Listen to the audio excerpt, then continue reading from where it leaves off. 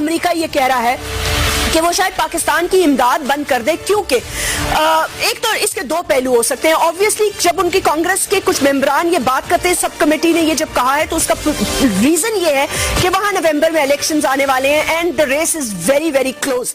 تو بہت ساری چیزیں وہ اپنی ٹیکس پیئرز کے لیے کہتے ہیں. ان کا کہنا یہ ہے کہ جی پاکستان از ناٹ ڈوئنگ انف. اب سوال یہ پیدا ہوتا ہے what is enough? Question mark. خود ہمارے اپنے ریجن میں پرائم منسٹر مودی جتنی ایگریسو ڈپلومیسی کر رہے ہیں، انہوں نے سعودی عربیہ سے جا کے معاہدے کر لیے ہیں، ایران سے معاہدے کر لیے ہیں، اور ہم اپنے ریجن میں بیٹھے ہوئے بھی سب کچھ کرنے کے باوجود آئسولیٹ ہوتے جا رہے ہیں. امریکہ جیسا کہ آپ نے کہا جس کی جنگ ہمارے گھر سے بیٹھ کے لڑی گئی اور ہم نے اپنی قربانیاں دی، بعد میں یہ ہماری اپنی، آپ نے درست کہا کہ جنگ بن گئی، لیکن اس تمام تر قربانیوں کے باوجود ان کا ڈو مور کا منترا ختم ہونے کو نہیں آ رہا. اب انفارچونیٹلی انہوں نے یہ کہہ دیا ہے کہ ہم 2020 تک افغانستان میں بیٹھیں گے.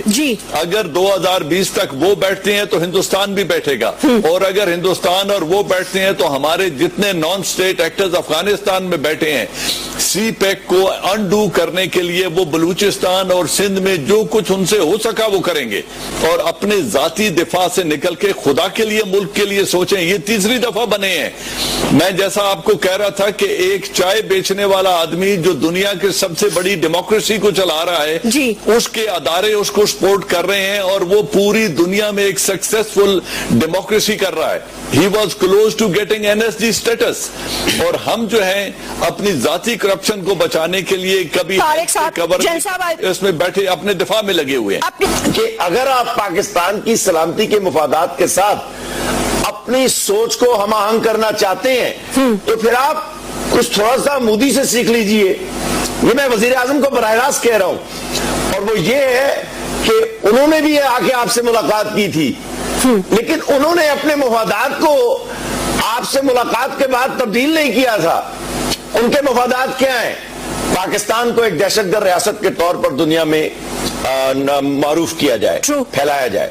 ان کے مفادات ہیں پاکستان میں استحکام پیدا نہ ہو، بلوچستان، کلبھوشن اور دوسرے معاملات چلتے رہیں. ان کے مفادات ہیں پاکستان کی اقتصادی ترقی بالکل رکی رہے.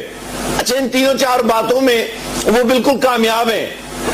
میاں صاحب نے 3-3.5 سال کوشش کر لی ہے کہ وہ کسی طرح بھارت سے اقتصادی تعلقات کی ابتدا کر سکیں، لیکن آپ نے دیکھا کہ ہندوستان اس طرف نہیں آنا چاہ رہا.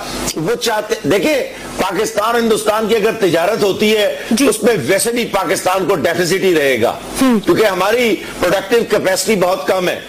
تو آپ اپنے دشمن کے ساتھ، اور یہ یاد رکھیں جسمین، جو میاں صاحب کو ابھی تک سمجھ نہیں آئی، اور ان کا دل ہے ہندوستان کے ساتھ، مجھے انکار نہیں، اور یہ ان کا اختیار ہے، لیکن پاکستان کے 20 کروڑ لوگوں کے مفادات یہ کہتے ہیں کہ کشمیر، سیاچین، سرکری، یہ ہماری قومی سلامتی کے بالاتر مفادات ہیں. اگر ان پر ہماری پیش رفت نہیں ہوتی ہے تو اقتصادی معاملات پر پیش رفت نہیں ہونی چاہیے.